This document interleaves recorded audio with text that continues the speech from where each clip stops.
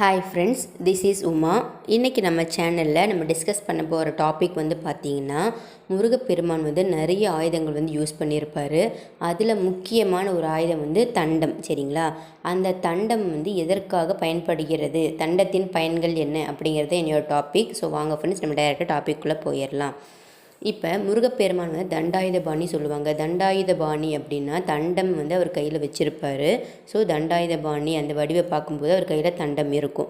இப்போ இந்த தண்டத்தை முருகப்பெருமான் ஏன் பயன்படுத்தியிருக்காரு? இப்போ ஒவ்வொரு பொருள்களையும் நிறைய பொருள்கள் இருக்கும் பொழுது ஒரு சில குறிப்பிட்ட பொருள்களை மட்டும் கடவுள்கள் பயன்படுத்துகிறார்கள் என்றால் அதற்கு ஒரு சிறப்பம்சம் இருக்கும்போது தான் அது கடவுள் உபயோகப்படுத்துவாங்க. அந்த வகையில் தண்டத்தோட சிறப்புகள் பார்க்கலாம். முருகப்பெருமான் மட்டும் இல்லைங்க, சித்தர்களுக்கெல்லாம் செத்ததான் முருகப்பெருமான். அதுபோக முனிவர்களும் சித்தர்களும் இவங்க 2 பேருமே பார்த்தீங்க அப்படின்னா எப்போதுமே முனிவர்